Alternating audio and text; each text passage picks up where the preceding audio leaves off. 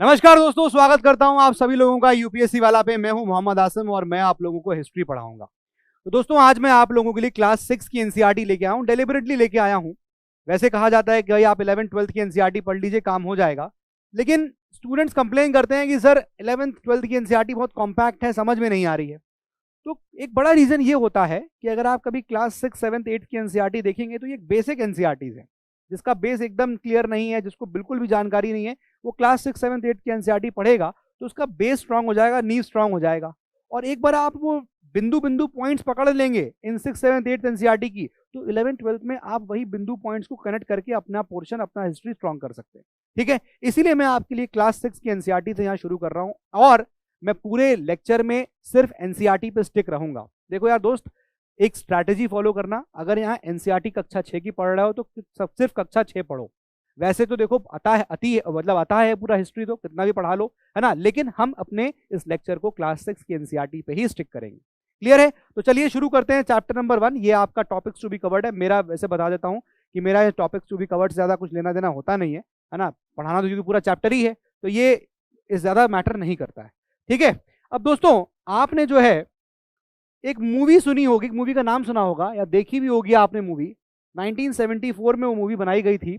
शशि कपूर, जीनत अमान और मौसमी चैटर्जी पे मूवी फिल्माई गई थी। अमिताभ बच्चन भी उसमें थे और मूवी का नाम था रोटी कपड़ा और मकान। 1974 में मूवी बनी थी दोस्त। बहुत ही अच्छी मूवी थी, बहुत ही जबरदस्त मूवी थी। और ये उस वक्त के सिनारियों को, सोसाइटी को बता रही थी। कितनी टफ सिचुएशंस थी उस वक्त, इसलिए आप मूवी भी देखिए। मूवी का नाम क्या है? रोटी कपड़ा और मकान। तो कभी आपको अगर 1974 के आसपास या उस सिनारियों में, उस एरा में, डिकेड्स में कैसा जीवन था वो समझना है तो आप इस मूवी को देख सकते हैं। You can just watch this movie और आपको पूरा समझ में आ जाएगा किस प्रकार से, क्या सिनारियो, क्या सोसाइटी थी उस वक्त की। क्लियर है? लेकिन अगर मैं आपसे कहूं कि भाई अगर अपने एंशिएंट पास्ट के बारे में जानना है, अगर हमको अपने पास्ट के बारे में, अतीत के बारे में जानना है, जो बहुत पहले था, जब इंसान की लाइफ स्टार्ट हो रही थी तब, तो ये जो चैप्टर है आपका, चैप्टर नंबर 1 क्लास 6 एनसीईआरटी का दोस्त, ये उस वक्त हमारे जो एंशिएंट पास्ट है उसका रोटी कपड़ा और मकान के बारे में बताता है। समझ में आ गया? सिंपल है, चैप्टर में कुछ भी नहीं है। दिस चैप्टर आपको पास्ट के बारे में, रोटी के बारे में बताता है, यानी कि लोग उस वक्त क्या खा रहे थे। ठीक है, फिर बताता है क्या लोग उस वक्त पहन रहे थे, कपड़ा क्या पहनते थे, क्लॉथ, है ना, कपड़ा क्या पहनते थे। और इसके अलावा आप देखोगे तो मकान, ये लोग कहां कहां सेटल हुए, पहले के टाइम पे लोग कहां कहां रहना शुरू हुए, सेटलमेंट कहां शुरू हुआ, इनका सेटलमेंट कहां स्टार्ट हुआ। यह है आपका पहला चैप्टर। ठीक है, इस मूवी के डायरेक्टर थे मनोज कुमार। लेकिन इस वाली मूवी के डायरेक्टर, जो आज मैं आपको पिक्चर दिखाने जा रहा हूं, इस मूवी के डायरेक्टर हैं एनसीईआरटी क्लास 6 चैप्टर 1। ये है जस्ट इस चैप्टर का, जो आपको एकदम क्लियर हो गया होगा कि हम चैप्टर में क्या पढ़ने जा रहे हैं। अब इसी चीज को हम लोग आगे बढ़ाते हैं। सबसे पहले हम लोग इनके मकान की तरफ चलते हैं कि भाई उस वक्त जो लोग थे वो कहां कहां सेटल हुए, कहां कहां रह रहे थे, ये पहले यहां पर हम लोग समझ लेते हैं। ठीक है, तो पहली हेडिंग देख लीजिए, वेरी इंपॉर्टेंट, कि भाई ये लोग रहते कहां थे। Where do people live. ठीक है, लिखिएगा, वेयर डिड पीपल लिव, कहां ये लोग रह रहे थे। अब एनसीईआरटी में दोस्तों अगर आप देखोगे तो एनसीईआरटी में 5 पॉइंट्स दिए हैं या 5 जगह दी हैं जहां पर ये लोग सेटल हुए थे। पहले मैं उसको आपको एक स्लाइड में यहीं पर जस्ट कर दूंगा और फिर उसके बाद वहां बताया गया है कि यहाँ जो अलग अलग एरियाज में लोग रह रहे थे उनके ऑक्यूपेशन क्या थे, वो लोग कर क्या रहे थे। तो आपको सारी इंफॉर्मेशन यहीं पर इस स्लाइड पे अकेले मिल जाएगी। ठीक है, फॉलो करिएगा और मेरे साथ साथ आप इस पूरे डायग्राम को बना लीजिएगा। मैं जब पढ़ा रहा हूं तो आई एक्सपेक्ट कि आप लोग अपने कॉपी पेन में उसको नोट करिए। मैं बता रहा हूं दोस्त, ये कर लेना, क्योंकि अगर कर लिया तो आपके नोट्स, क्लास 6 की एनसीईआरटी ऐसे नोट्स बन जाएंगे जस्ट एकदम, और दिमाग में छप जाएगी एनसीईआरटी। ठीक है, दिमाग में छप जाएगी। शुरू करते हैं, बना लीजिए मेरे साथ इसको, बहुत इंपॉर्टेंट है, बहुत ज्यादा इंपॉर्टेंट है। फर्स्ट पॉइंट लिखिएगा, बहुत इंपॉर्टेंट। सबसे पहले लोग आप देख रहे होगे कहाँ कहाँ बसे इस सब कॉन्टिनेंट में। तो एनसीईआरटी कहता है कि पहले तो नर्मदा रिवर के अराउंड देख लीजिए, नर्मदा रिवर के अराउंड आपको यहां पर लोग दिखेंगे, ठीक है। उसके अलावा पॉइंट बी अगर आप देखेंगे तो जो सुलेमान रेंजेस हैं, जो आपकी किरथार रेंजेस हैं, सुलेमान हिल्स, किरथार हिल्स, इसके अराउंड यहां पर लोग जो है बसे हैं। ये आपको नॉर्थ वेस्ट में देखने को मिलेगा, है कि नहीं। पॉइंट नंबर सी, गारो हिल्स जो नॉर्थ ईस्ट में है और विंध्यास जो सेंट्रल इंडिया में है, यहां पर लोग बसे, लिख लीजिएगा इस पॉइंट को भी, गारो हिल्स, ठीक है, कहां पर, नॉर्थ ईस्ट में। और इसके अलावा जो विंध्यास हैं, विंध्यास ये कहां पर हैं, विंध्यास जो आपके सेंट्रल में है, सेंट्रल इंडिया में, यहां पर लोग बसे, ठीक है। पॉइंट नंबर डी लिखिए, और कहां कहां लोग बसे, इंडस रिवर के अराउंड लोग यहां बसे। तो जो इंडस रिवर थी, जो इंडस नदी है, इंडस और जो उसकी ट्रिब्यूटरीज है, इसके अराउंड भी यहां पर लोग बसे। अब इसके बारे में तो आप जान ही रहे हैं, है ना, आपने काफी सुना होगा इंडस वैली सिविलाइजेशन के बारे में, तो यहां पर लोग बसने लगे। एंड इसके अलावा वेरी वेरी इंपॉर्टेंट पांचवा पॉइंट जो आपको यहां पर याद होना चाहिए वो है क्या, प्लीज नोट करिए, प्लीज नोट करिए, E Ganga and its tributaries. Ganga और इसकी ट्रिब्यूटरीज के अराउंड भी लोग जाके यहां पर बसने लग गए। पॉइंट क्लियर हो गया। एनसीईआरटी में ये चीज आपको 2-3 पेजेस में दी गई है, और अब इन 2-3 पेजेस में इन सब के बारे में इंफॉर्मेशन दी गई है। मैं सब कुछ आपको एक ही जगह लाके दे रहा हूं ताकि आपके नोट्स यहीं प्रिपेयर हो जाएं। दोस्तों फॉलो करते रहिएगा। अगर मैं बात करूं, अब मैं बात कर रहा हूं आपसे कि नर्मदा रिवर की, नर्मदा रिवर के अराउंड जो लोग थे, समझ में आ गया। पहले तो देख लिया हमने कि रोटी कपड़ा मकान हम देखने जा रहे हैं, तो मकान सेटलमेंट कहां कहां हुआ, सेटलमेंट्स की जगह जगह आ गई।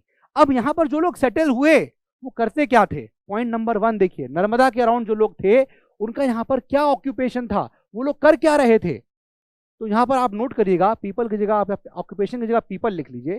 दोस्तों यहां 2 पॉइंट्स आपको याद करने हैं। पहला, यहां पर जो लोग रह रहे थे दे वर स्किल्ड गैदरर्स, नोट करिएगा क्या थे ये लोग दोस्तों स्किल्ड गैदरर्स थे। अब स्किल्ड गैदरर्स का क्या मतलब है, स्किल्ड गैदरर्स का मतलब है कि ये फूड की गैदरिंग करते थे अपने खाने के लिए, फूड हो गया, फ्रूट्स हो गया, रूट्स हो गया, इन सब चीजों की। और जो यहाँ के लोग थे ना, उनको बहुत ही गजब की नॉलेज थी, वास्ट नॉलेज थी उनको प्लांट्स की पहचान करने में। मतलब वो जानते थे ये वाला प्लांट खाएंगे तो बड़ा अच्छा फायदेमंद है, ये वाला नुकसानदेह है, ये सब जानते थे, ठीक है। तो ये स्किल्ड गैदरर्स थे, मतलब कहने का ये है कि ये फूड गैदरिंग करते थे, ठीक है, फूड गैदरिंग हो गया, फ्रूट्स हो गया, ये सब काम करते थे। और इसके अलावा अगर आप देखोगे तो जो लोग थे, पॉइंट नंबर 2, हंटेड एनिमल्स, ये जानवर की भी हंटिंग करते थे और जानवर को मारकर ये खाते थे। समझ में आ गया, रोटी कपड़ा मकान, ठीक है ना, कहां रह रहे हैं ये समझ में आ गया, क्या खा रहे हैं वो भी समझ में आ गया। क्लियर हो रहा है, बात समझ में आ रही है। डिटेलिंग क्या खा रहे हैं बहुत डिटेल्स और आगे आएगा, ठीक है, आगे वाले चैप्टर्स में, लेकिन फिलहाल के लिए इस एनसीईआरटी में आपको इतना ही बताया गया। अगर मैं बात करूं आपसे सुलेमान और किरथार रेंजेस की, दोस्तों यहां पर जो लोग है ना, यहां पर लोग विलेजेस में रहने लग गए थे। यहां पर लोग जो है वो विलेजेस में रहते थे। पहला पॉइंट ये इंपॉर्टेंट है, ध्यान रखिएगा। तो देखिए लोग कैसे आ गए, स्किल गैदरर्स है पहले, ये निकलते होंगे इन सर्च ऑफ फूड, है ना, खोजते हैं। यहां पर लोग गांव में रह रहे हैं। और इंपॉर्टेंटली अगर आप देखोगे कि इस जगह जो लोग रह रहे थे, ठीक है ना, इस जगह जो लोग रह रहे हैं, इंपॉर्टेंटली ग्रोइंग क्रॉप्स। अब वो यहां क्रॉप्स ग्रो करने लगे, ये क्रॉप्स ग्रो करने लगे। और क्रॉप्स कौन से यहां पर देखने को मिलता है, क्रॉप्स मिलते हैं वीट, क्रॉप्स मिलता है वीट, क्रॉप्स मिलते हैं बार्ले, ये क्रॉप्स मिलते हैं। बात समझ में आ रही है। ये कुछ आपका 8000 साल पहले की बात है, समझ में आ रहा है। इस पॉइंट को भी आप चाहे लिख लो, ये आपका 8000 ईयर्स अगो की बात है। क्लियर हो रहा है। तो यहां पर पता चला कि पहले भाई लोग अपने खाने को ढूंढने निकलते थे, फूड गैदरिंग करते थे, कलेक्ट करते थे। अब यहाँ पर लोग क्रॉप्स का, ग्रोइंग क्रॉप्स देखने को मिल रहा है इस एरिया में जो लोग रह रहे थे। और सिर्फ इतना ही नहीं, इसके अलावा आपको देखने को मिलेगा कि भाई अभी तक तो हंटिंग कर रहे थे एनिमल्स की, अब इस एरिया में जो लोग रह रहे थे वो रियरिंग कर रहे थे एनिमल्स की। रियरिंग ऑफ एनिमल्स हो रहा था, रियरिंग एनिमल्स, शीप, गोट, कैटल, ये सब चीज यहां पर देखने को मिल रही। पॉइंट समझ में आ गया। अगर मैं सी की बात करूं यहां पर, अगेन वेरी वेरी इंपॉर्टेंट, आ जाइए देखिए। अगर मैं यहां इसकी बात करूं तो भाई विंध्यास वो एरिया है जहां पर सबसे पहले हमको चावल की खेती देखने को मिल रही है। इस एरिया में सबसे पहले छोड़ दीजिए, अभी आप ये लिखिए कि विंध्यास की बात करें तो यहां पर आपको राइस की खेती देखने को मिल जाती है। राइस, आप देख रहे हो किस प्रकार से यहाँ पर डिफरेंट डिफरेंट एरियाज में जहाँ लोग सेटल हुए वहाँ वो क्या क्या कर रहे थे और क्या क्या कैसे कैसे जी रहे थे। अगर मैं बात करूँ इंडस एंड ट्रिब्यूटरीज की, तो ये आपने तो बहुत अक्सर मतलब बहुत सुना ही होगा इंडस वैली सिविलाइजेशन के बारे में, है ना, हड़प्पन सिविलाइजेशन के बारे में। लेकिन अब इंपॉर्टेंट फीचर क्या था हड़प्पन सिविलाइजेशन का? इंपॉर्टेंट फीचर इसका ये था कि यहां पर अब हुआ क्या, सिटीज फ्लरिश होने लगे, है कि नहीं? Cities flourished. अब लोग जो है जो पहले यहां पर गांव में रह रहे थे, लिविंग इन दी विलेजेस, आप देखोगे 4700 ईयर्स अगो आते आते, ये आपकी कहानी कुछ 4700 ईयर्स अगो की कहानी है। यहां आते आते लोग जो है वो इंडस के अराउंड रह रहे थे और यहाँ पर शहर बनने लगे थे। आपने देखा सिटी ऑफ हड़प्पा, मोहनजोदड़ो, ये सारे सिटी आप देख रहे हो, है कि नहीं? और आगे जाइए तो अब बहुत सारे चेंजेस, अदर चेंजेस हुए और 2500 ईयर्स अगो आते आते, 2500 ईयर्स अगो आते आते दोस्तों आपको देखने को मिला कि भाई सिटीज तो यहां भी फ्लरिश कर रहे थे, सिटीज तो फ्लरिश कर ही रहे थे, लेकिन एक बहुत ही बड़ा लार्ज किंगडम सामने आ गया था जो कि south of the river Ganga में बसा हुआ था, बिहार, आज के प्रेजेंट डे बिहार में, and that was Magadh kingdom. Magadh kingdom, इसके बारे में हमको डिटेल से आगे वाले चैप्टर्स में पढ़ना है। यहां पर हम खाली इतना समझ रहे हैं कि ये देखिए आप, कि जैसे जैसे टाइम आगे आया, 8000 ईयर्स अगो लोग क्या कर रहे थे, 4700 ईयर्स अगो, फिर देखिए यहां पर कैसे 2500 ईयर्स अगो एक मगध किंगडम यहां पर सामने आ गया, एक साम्राज्य यहां बन गया, एक एम्पायर यहां फॉर्म होना शुरू हो गया, किंगडम फॉर्म होना शुरू हो गया, नॉट एम्पायर, किंगडम। क्लियर हो गया? तो ये है लोग कहां रहते थे और लोग क्या क्या कर रहे थे। क्लियर हो गया? अब प्लीज नोट कर लीजिए, मैं जो डिक्टेट कर रहा हूं उसको आप नोट भी करते रहिएगा, लेकिन उससे पहले ये लाइन जरा लिख लीजिए आप प्लीज, इसको, सॉरी, ये पहले आप देख लीजिए कहां कहां लोग रह रहे हैं। देखिए आप, ये दिख रहा है किरथार रेंजेस, दिखाया मैंने आपको, यह देखिए यहाँ पर सुलेमान दिख रहा है आपको, है ना, यहाँ पर आपको इंडस मिलेगी, ये आपको गंगा यहाँ पर दिख रही है, गंगा रिवर के अराउंड लोग सेटल हुए, है ना, यहाँ देखिए ये आपको दिख रहा है, ये आपको गारो हिल्स दिख रहा है। तो ये एरियाज हैं जहां पर जो सेटलमेंट है लोगों का देखने को मिला। प्लीज एक चीज का नोट बना लीजिए, वेरी इंपॉर्टेंट है, प्लीज नोट कर लीजिए, फिर हम लोग आगे बढ़ते हैं। लिखिएगा, ये एक तरह का आपको ज्वाइन करने के लिए, समझाने के लिए लिखिए, because of the changing pattern of the occupation, note करिएगा, because of the changing pattern of changing occupation of the people, ऐसे लिख लीजिए, because of the changing occupation of the people their economy changed. जैसे जैसे लोगों का occupation change हुआ तो इकोनॉमी चेंज हो गई। लिखिए, because of the changing occupation of the people their economy changed and it led to the change in polity of those areas, resulting in the rise of a large kingdom south of the river Ganges, the south of the river Ganga, called as Magad kingdom. Clear? तो क्या बता रहा हूं मैं आपको, जैसे जैसे लोगों का ऑक्यूपेशन बदला, इकोनॉमी बदल गई, तो उनकी पॉलिटी बदल गई। ये होता है, अगर आप देखिए, और इकोनॉमी अगर स्ट्रांग हो जाएगी तो डेफिनेटली आपकी पॉलिटी स्ट्रांग होगी। जैसे एग्जांपल आप देखिए यहाँ पर अमेरिका का, देखिए क्या तगड़ी इकोनॉमी है ना, चाइना का देखिए तगड़ी इकोनॉमी है, तो उनकी पॉलिटी बहुत स्ट्रांग है। मतलब वहाँ के आप पॉलिटिकल सेटअप को देखिए, स्ट्रांग, ऐसा नहीं है कि आज आए दिन उखाड़ के, मतलब वहाँ के राष्ट्रपति को उखाड़ फेंकेंगे, नहीं, ऐसा नहीं होता है। पाकिस्तान देखिए, इकोनॉमी इस वक्त खराब, वैसे भी खराब रही है, तो वहाँ का पॉलिटिकल सेटअप आप देखिए, अक्सर वहाँ पर सरकारी गिर जाती है, और कोई भी प्रधानमंत्री नहीं हुआ है जिसने कभी 5 साल पूरा किया हो। तो ये चीज होता है। तो with changing of economy polity will also change. Clear है? बात समझ में आ गया? आई होप ये आपने नोट कर लिया होगा। अब बात ये आती है कि जो लोग ये इधर उधर यहाँ पर सेटल्ड थे, ये जो लोग यहाँ पर सेटल्ड हैं, यहाँ सेटल्ड है, यहाँ सेटल्ड है, अब जहाँ पर लोग सेटल्ड हैं तो उनको वहां पर चुल हुआ कि भैया दूसरी जगह क्या हो रहा है, हमें जानना है। तो लोगों ने मूवमेंट करना शुरू किया, people started to move. Now please write, बहुत इंपॉर्टेंट है यहाँ पर, लिखिएगा जरा पॉइंट ये, पीपल ट्रैवल्ड। अब लोग जो हैं वो ट्रैवल करना शुरू करते हैं, पीपल ट्रैवल्ड। और जब ये लोग ट्रैवल कर रहे हैं तो दोस्तों ये आपको ध्यान देना पड़ेगा कि ये one part of the continent, note करिएगा, वन पार्ट ऑफ कॉन्टिनेंट, सब कॉन्टिनेंट, वन पार्ट ऑफ सब कॉन्टिनेंट से ये other part of the sub continent में ट्रैवल कर रहे हैं, अदर पार्ट ऑफ सब कॉन्टिनेंट जो लोग हैं वो ट्रैवल कर रहे हैं। बात समझ में आ रहा है? तो one part of the sub continent से लोग गए other part of the sub continent में, ठीक है। अब जब ये लोग ट्रैवल कर रहे थे तो भैया इनकी जर्नी इतनी आसान तो होनी नहीं थी, ठीक है ना। अब इनको रास्ते में बहुत अड़चने मिली, जैसे कि हिल्स, इनको ये पार करना था। इसके अलावा देखिए जैसे कि रिवर्स, नदियां इनको कई जगह पार करनी पड़ी, जैसे कि डेजर्ट्स इनको पार करने पड़े, रेगिस्तान पड़े इनके रास्तों में, है ना, जैसे कि ये सारी चीजें थी। तो इनकी जो जर्नी थी, the journey was not very easy, the journey was not easy. लेकिन इसका आउटकम क्या देखने को मिला? इसका आउटकम क्या देखने को मिला कि जब लोग मूव करेंगे एक जगह से दूसरे जगह, जब लोग ट्रैवल करेंगे वन पार्ट ऑफ दी सब कॉन्टिनेंट से अदर पार्ट ऑफ दी सब कॉन्टिनेंट, तो भाई it is not only the people who will move. ऐसा नहीं है खाली लोग मूव करेंगे, लोगों के साथ उनका कल्चर, उनका फेथ, उनका बिलीफ, उनका ट्रेडिशन, उनका कस्टम, ये सब मूव करता है।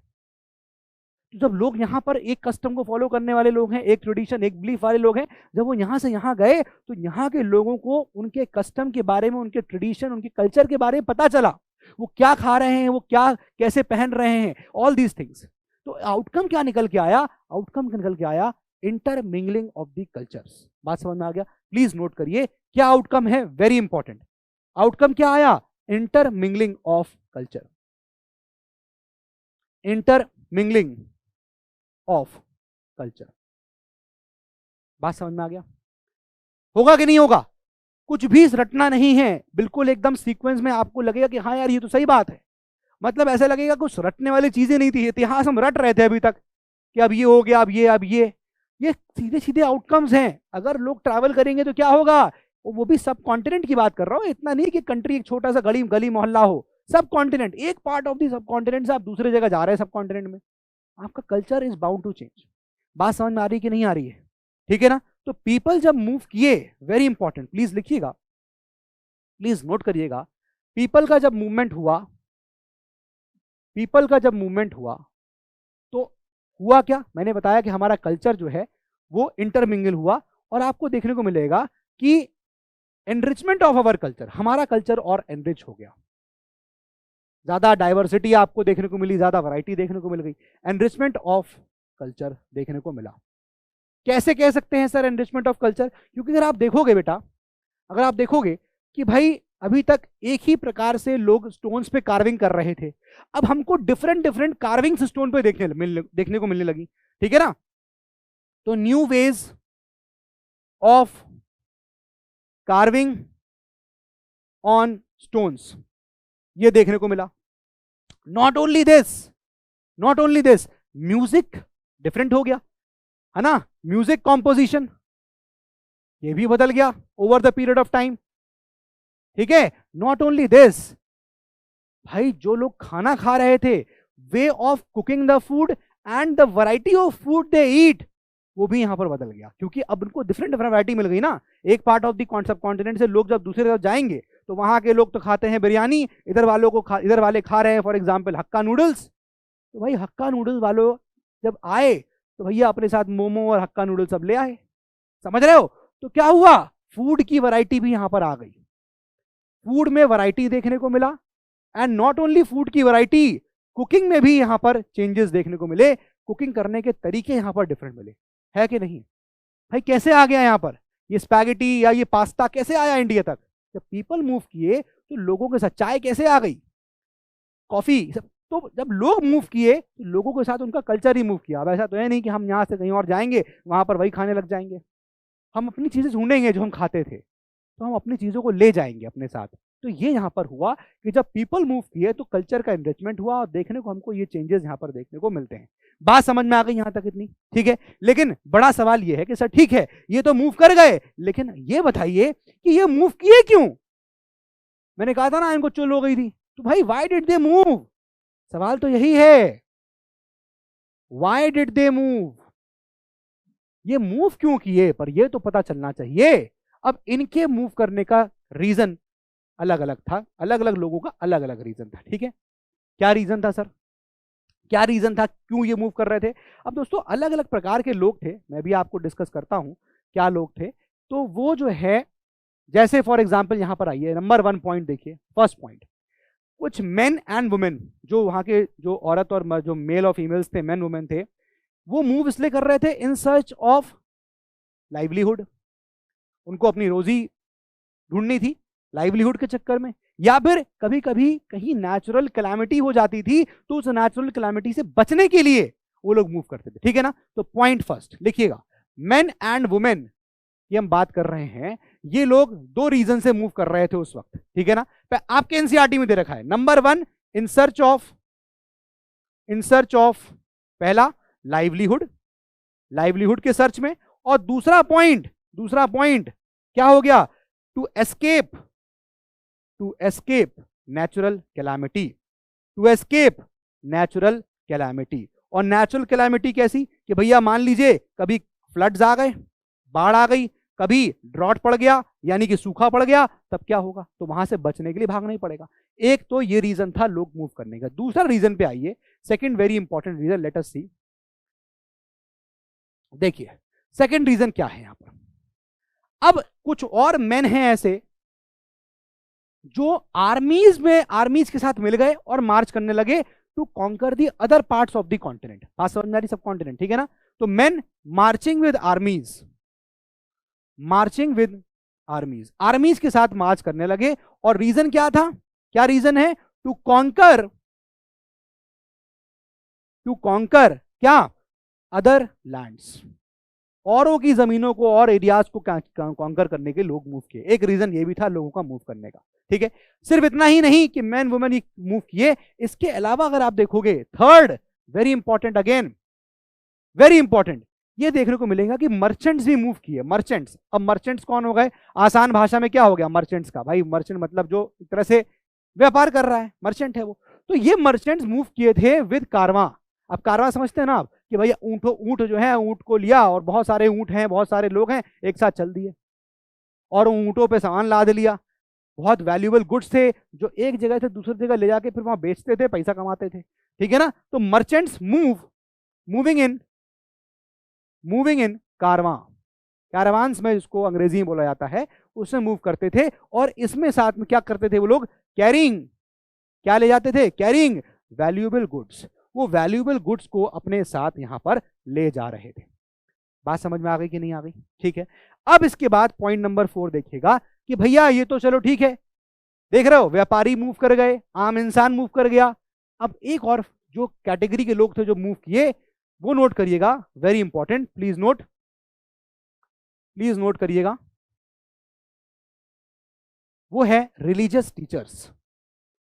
अब ये जो रिलीजियस टीचर्स थे, ये जगह ये जाते थे, मूव कर रहे थे, और ये जगह जगह रुकते थे, लोगों को इंस्ट्रक्शंस देते थे कि ऐसे आपको जीना है जिंदगी, ऐसे जीना है जिंदगी, ठीक है। तो way of living the life, क्या आपका रिलीजन में क्या है क्या नहीं है, तो इंस्ट्रक्शंस एंड एडवाइस ये लोग देते थे। Religious teachers moving village to village, मैं ऐसे लिख रहा हूं, विलेज टू विलेज, है ना, मूव कर रहे थे ये। और क्या कर रहे थे, स्टॉपिंग टू गिव इंस्ट्रक्शंस, और ये रुकते थे कहीं कहीं, स्टॉपिंग टू गिव इंस्ट्रक्शंस, और इंस्ट्रक्शंस देते थे कहीं रुक के लोगों को कि भैया ऐसा नहीं ऐसा जिया जाता है, ऐसा नहीं ऐसा कर लो। तो ये है why did they move. Hopefully आपको समझ में आ गया कि ये लोग क्यों मूव किए। बात समझ में आ गया कि नहीं आ गया, क्लियर है कि नहीं क्लियर है, ठीक है ना, यहां तक बात समझ में आ गई, जी हाँ सर। आगे देखिए, अब पहले मैं आपको ये दिखा रहा हूं, जरा इस वाले डायग्राम को, इस वाले पिक्चर को, इमेज को फिर से देखिए दोस्तों। आपको दिख रहा होगा कि भाई ये तो यहां पर सर अरेबियन सी है, यहां पर देखिए क्या है, ये आपका इंडियन ओशन है, ये आपका बे ऑफ बंगाल है। तो इंडिया एक तरह से 3 तरफ से तो घिरा हुआ था, किससे, समुद्र से, यानी कि सी था। इधर आप देखोगे तो ये पूरा क्या है, ये आपको हिमालय की रेंजेस मिल रही है, देखिए ये हिमालयाज है यहाँ पर, है ना। तो इधर हिमालयाज था, तो ये जो हिमालयाज हैं, और इधर भी आपको किरथार रेंज, सुलेमान रेंज, ये जो रेंजेस दिख रही हैं, ये सब नेचुरल फ्रंटियर्स बन गए, ठीक है ना। ये क्या बन गए, नोट करिएगा, ये सब नेचुरल फ्रंटियर्स हो गए। अब नेचुरल इसलिए बोल रहे हैं क्योंकि भाई कोई पहाड़, कोई बैरिकेडिंग थोड़ी है, ये नेचुरली बना हुआ फ्रंटियर है दूसरे के लिए। तो इंडिया में एंट्री करना बड़ा मुश्किल था, क्योंकि भाई ये पूरा हिमालय है, ये पूरा हिमालय है, यहाँ से इधर आना बड़ा मुश्किल था, हिमालय थे, इधर भी आना बड़ा मुश्किल था, यहाँ तरफ तीनों तरफ यहाँ पानी पानी था। तो इंडिया में एंट्री की अगर आप देखोगे, जमीन के रास्ते एंट्री की एक ही रास्ता था और वो था नॉर्थ वेस्ट का, वो ये रास्ता था। और आगे चल के आप देखोगे हिस्ट्री में कि यहीं से लोग जो है वो इंडिया में एंटर किए। This was the entry, this was the gate to enter India. Bharat में घुसने का दरवाजा यही था। समझ में आ रहा है? Land route. और इसकी चाबी किसके पास होगी, इसके लिए अक्सर इस वाले एरिया में लड़ाइयां देखने को मिली हैं। और जब जब यहां लड़ाई हुई है, आप देखोगे जब जब यहां लड़ाई हुई है तो इंडिया के अंदर डायनेस्टिक चेंजेस देखने को मिले हैं। अक्सर ऐसा हुआ, कई बार ऐसा हुआ। मैं कई आपको एग्जाम्पल भी कोट करूंगा, कई एग्जाम्पल कोट करूंगा कि जब जब यहां लड़ाई हुई है तब तब अक्सर देखने को मिला है कि इंडिया में डायनेस्टिक चेंजेस देखने को आए हैं। बात समझ में आ रही है कि नहीं आ रही है? तो ये नेचुरल फ्रंटियर्स थे और इन नेचुरल फ्रंटियर्स को क्रॉस करना बड़ा ही मुश्किल काम था, लेकिन लोगों ने क्रॉस किया इन नेचुरल फ्रंटियर्स को, और क्रॉस करके वो इंडिया के कौन सा इस सब कॉन्टिनेंट में अंदर आ गए। बात समझ में आ गई कि नहीं आ गई? प्लीज इसको मेंशन कर लीजिए, please mention this point, very very important है। It was difficult to cross these natural frontiers, please write, लिखिए इसको, नोट कर लीजिए। It was difficult to cross these natural frontiers, it was difficult to cross these natural frontiers, but people did cross it, but people did cross it, लोगों ने cross किया, came into the subcontinent and settled here, came into the subcontinent and settled here। लोग जो है फिर भी आए और सेटल हो गए, came into the subcontinent and settled here। आगे लिखिएगा, this led to intermingling of the culture, this led to intermingling of the culture, traditions and traditions of people who came from across the frontiers। तो भाई अब ये जो लोग आए across the frontiers, उनका साथ भी हमारा क्या हुआ, हमारा कल्चर जो है मिक्स हो गया। भाई जैसे मैंने आपको बताया ना अभी थोड़ी देर पहले, कैसे कल्चर मिक्स हुआ, किस प्रकार से मिक्सिंग हुई कल्चर की, आप समझ पा रहे होगे, है ना? कि भाई दूसरे फ्रंटियर से, यानी अक्रॉस दी फ्रंटियर, मतलब हिमालय के उस साइड से लोग आ गए, समुद्र के रास्ते से लोग पहुंच गए, तो क्या हुआ, हमारे कल्चर का इंटरमिंगलिंग हुआ, कल्चर का यहाँ पर चेंजेस देखने को मिले। ठीक है, तो ये जो लोग इन नेचुरल फ्रंटियर्स को क्रॉस करके आए, ये जो लोग हैं जो इन नेचुरल फ्रंटियर्स को क्रॉस करके आए, ये कहाँ पहुंचे, हमारे लैंड पे, अवर लैंड, है कि नहीं? नोट करिएगा इस पॉइंट को कि ये लोग कहाँ पहुंचे, अवर लैंड, हमारे लैंड पे पहुंचे। अब जब ये हमारे लैंड पे पहुंचे तो जिस लैंड की मैं बात कर रहा हूं उसको हम लोग बेसिकली यहां पर दो नाम से बोल रहे हैं। क्या क्या? एक तो नोट करिएगा, very important, that is India, हम इसको इंडिया बोलते हैं। और या फिर आप देखोगे इसको हम लोग क्या बोल रहे हैं, जो एनसीईआरटी वर्ड यूज कर रहा है, दैट इज भारता। ए, बात समझ में आ गई? ए भी लगा हुआ है आगे। ठीक है, अब इंडिया की बात करें तो जो इंडिया है, this comes from the word Indus, है ना, सुना होगा आपने, this comes from the word Indus, जिसको हम सिंधु कहते हैं संस्कृत में। और जो ये ईरानियंस थे, जो ग्रीक्स थे, जो फ्रंटियर्स क्रॉस करके आए, है ना, फ्रंटियर्स क्रॉस किया गया भाई, ये लोग जो हैं अक्रॉस दी, मतलब जो है फ्रंटियर्स के उस पार थे, ईरान उस पार है, ग्रीक्स उस पार है। तो ये जो दूसरे देश के लोग थे, ये फ्रंटियर्स को क्रॉस किए, ये आए यहाँ पर, और ये जो ईरानियंस एंड ग्रीक्स थे, दे वर फेमिलियर विद सिंधु, ये सिंधु समझ के सिंधु को से फेमिलियर थे, इसलिए फिर ये इसको बोलने लगे हिंदोस या फिर इंडोस, इस नाम से इसको बोलने लगे।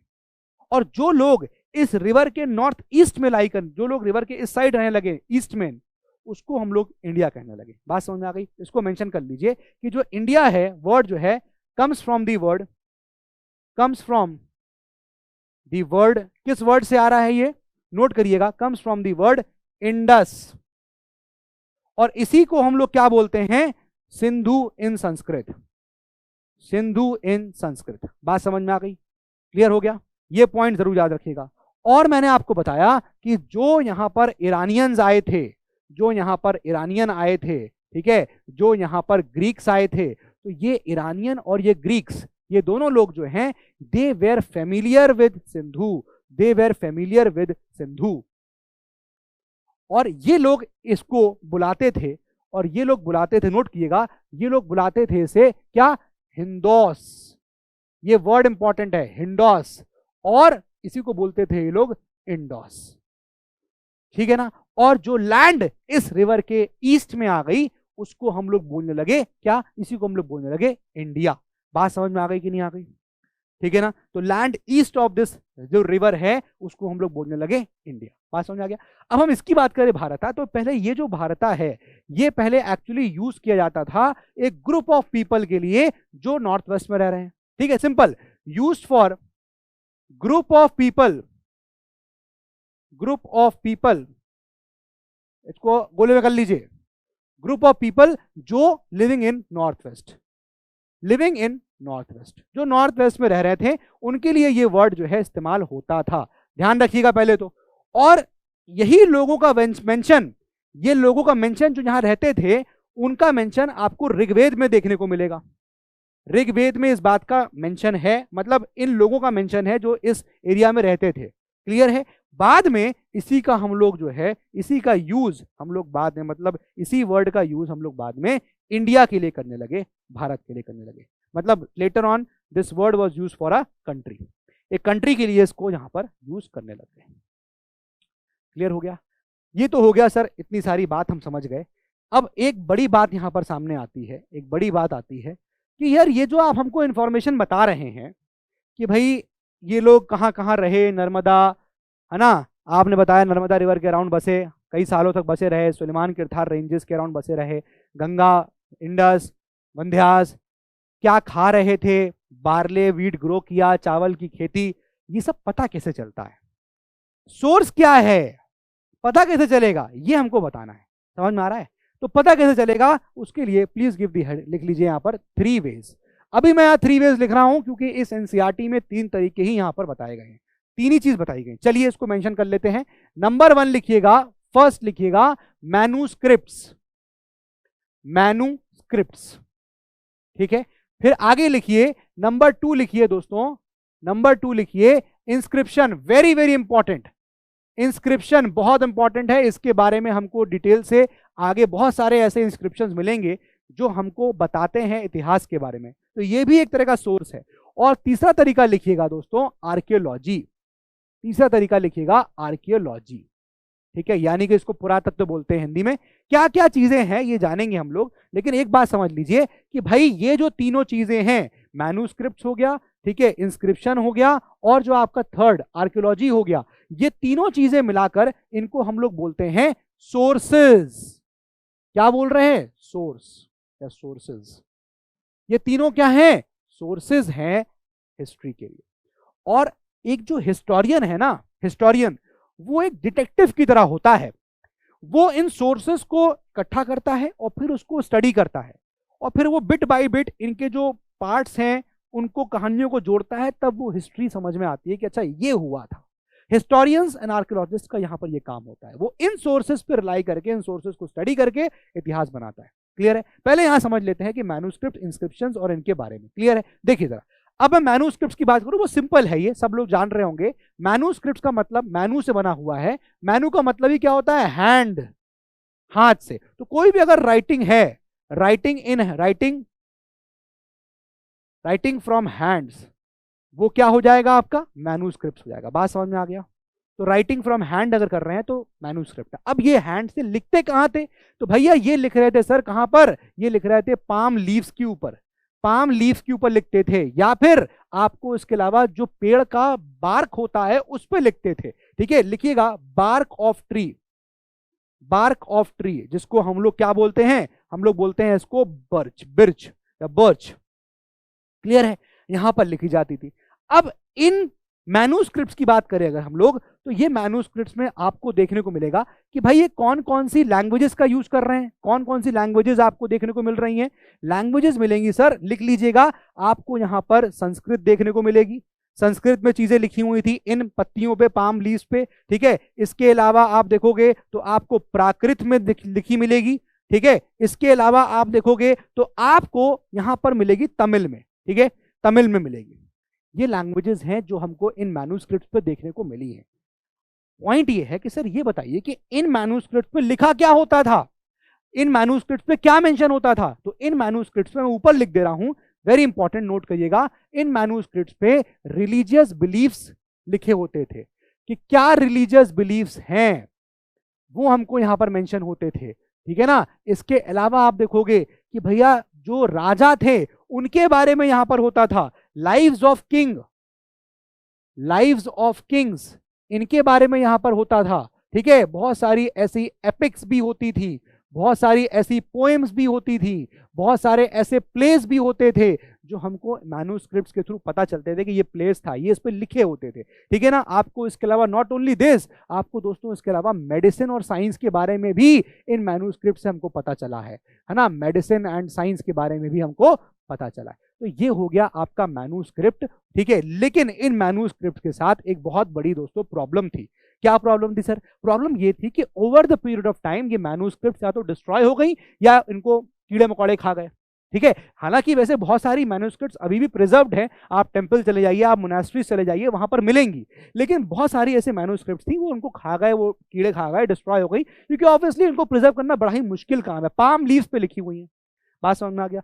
इंस्क्रिप्शंस की बात करेंगे तो इंस्क्रिप्शन है दोस्तों, जो बात है इंस्क्रिप्शन देखिएगा, इंस्क्रिप्शन की बात यह है कि ये तो लिखा जा रहा है किस पे, पाम लीफ पे, लेकिन ये थोड़ा हार्ड सरफेस पे लिखा जा रहा है।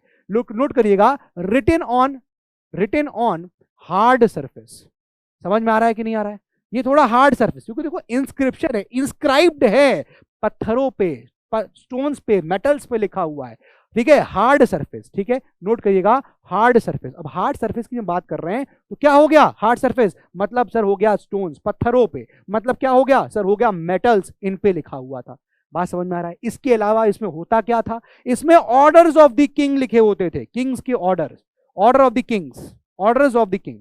अब ऑर्डर क्यों लिखवाता था किंग? ताकि किंग चाहता था कि लोग इसको देखें, पढ़ें और ओबे करें इन ऑर्डर्स को, कि किंग के क्या ऑर्डर्स हैं, है ना। तो लोग जो है इन ऑर्डर्स को वो देखें, सी, उसको पढ़ें, रीड, और इसके अलावा सी रीड, और इसके अलावा क्या करेंगे? सी रीड और ओबे करेंगे। साथ में आप देखोगे तो जो राजा होते थे वो अपनी विक्ट्रीज के बारे में वो भी मेंशन करते थे, विक्ट्रीज ऑफ द बैटल भी आपको देखने को यहां पर मिलती थी। अब एक इंस्क्रिप्शन है जो आपके इसी एनसीईआरटी में मेंशन किया गया है, ठीक है, उसके बारे में हमारे पास डिटेलिंग जो है वो क्लास 7th में आएगी, लेकिन मैं आपको दिखा दे रहा हूं, उसकी इमेज भी यहां पर लगी हुई है। ये देखिए, ये तो देखिए पहले मैन्युस्क्रिप्ट है, ये आप देख सकते हैं मैन्युस्क्रिप्ट। अब मैन्युस्क्रिप्ट जो है, अच्छा ये पॉइंट भी आप यहां लिख ही लीजिए कि ये जो मैन्युस्क्रिप्ट है ना, मैन्युस्क्रिप्ट, तो भाई ये तो आपको समझ में आ गया कि मैन्यू मतलब हो गया हैंड। अब स्क्रिप्ट क्या है? जब हम लिखते हैं जिस चीज को, दैट इज अ स्क्रिप्ट। अब इस स्क्रिप्ट में अगर आप देखोगे, इस स्क्रिप्ट में दोनों चीजें होती हैं, इसमें लेटर्स भी होते हैं और इसमें साइन भी होते हैं, लेटर्स भी होते हैं और साइन भी होते हैं। जब हम इन लेटर्स को, इन साइन को, जब हम इसको रीड करते हैं, या जब हम इसको रीड करते हैं, या जब हम इसको बोलते हैं, स्पीक, तो this is nothing but the language, फिर ये लैंग्वेज हो जाती है। तो ये जो आप देख रहे हैं मैन्युस्क्रिप्ट जो होती थी, ये सब चीजें जो हैं, ये इसमें क्या स्क्रिप्ट है क्या नहीं है वो आपको समझ में आती है, ठीक है। अभी आपको फिलहाल इसमें जाने की जरूरत नहीं है, ठीक है, ये मैं आपको यहां से हटा दे रहा हूं। ये आपको समझना है फॉर द इंस्क्रिप्शन। इंस्क्रिप्शन में ये लाइन, ये इंपॉर्टेंट हो जाता है, ये आपके इंस्क्रिप्शन के लिए इंपॉर्टेंट है, क्योंकि आप देख रहे हैं ना, ये वाला कांधार इंस्क्रिप्शन है, Kandahar inscription, present day in Afghanistan, Kandahar inscription, ठीक है, ये आपका प्रेजेंट डे आपका अफगानिस्तान में हो गया। बात समझ में आ रही है? और इसी में यहां पर इंपॉर्टेंट है कि ये जो यहां पर स्क्रिप्ट है, स्क्रिप्ट वो है, क्योंकि ये डिफरेंट स्क्रिप्ट में लिखा हुआ था, डिफरेंट लैंग्वेजेस में यहां पर ये लिखा हुआ है, मतलब दो आपको अलग लैंग्वेज और अलग स्क्रिप्ट यहां पर देखने को मिलेंगी। ये है वो इंस्क्रिप्शन, देखो कैसे लिखा हुआ है, तो इसको डेसिफर करना, इसको समझना क्या लिखा हुआ है, ये सब काम जो है यहाँ पर होते चले। तो ये कांधार इंस्क्रिप्शन है दोस्तों, आई एम श्योर आपने इसका नाम सुना होगा, है ना।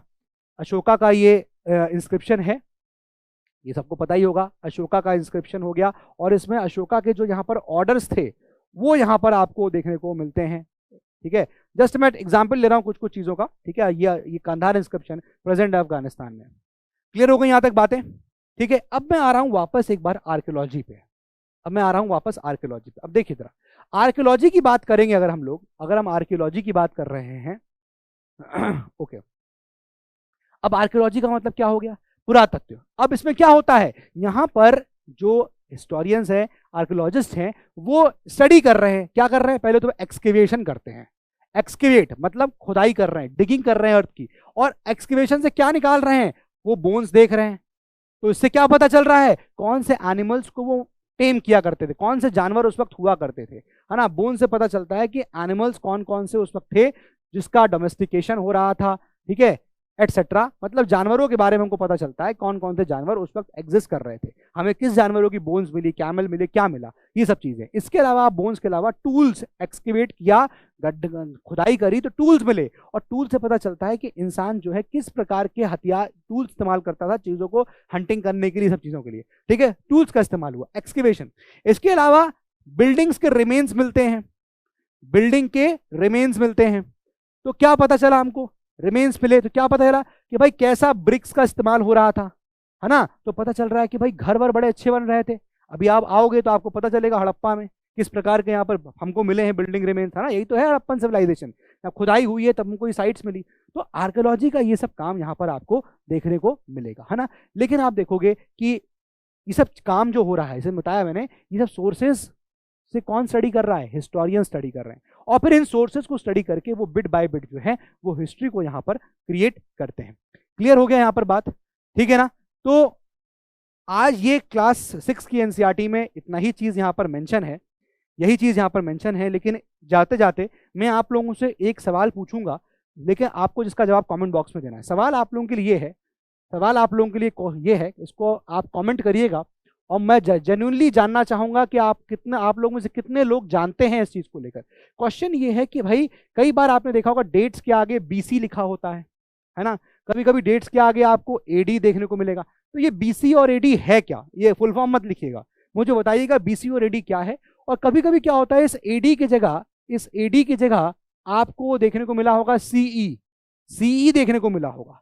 कहीं कहीं क्या हुआ होगा कि आपको इस बीसी की जगह आपको बीसीई देखने को मिला होगा, है ना, आपको बीसीई देखने को मिला होगा। तो मुझे बताइएगा कि ये सीई क्या है, ये बताइएगा मुझे, ठीक है। ये बीसीई क्या है ये बताइएगा, एक्सप्लेन करिएगा, ये नहीं कि आप खाली एक वर्ड में लिख दें। तो आई वांट टू नो कि भाई ये जो डेट्स के आगे लिखा रहता है इसका क्या मतलब होता है, ठीक है। तो यही है, इससे ज्यादा कुछ नहीं है, इससे कम कुछ नहीं है, ठीक है। एनसीईआरटी में this is the only part जो क्लास 6 की चैप्टर नंबर 1 में दिया गया है। मिलते हैं हम लोग अपने लेक्चर नंबर 2 में। जय हिंद।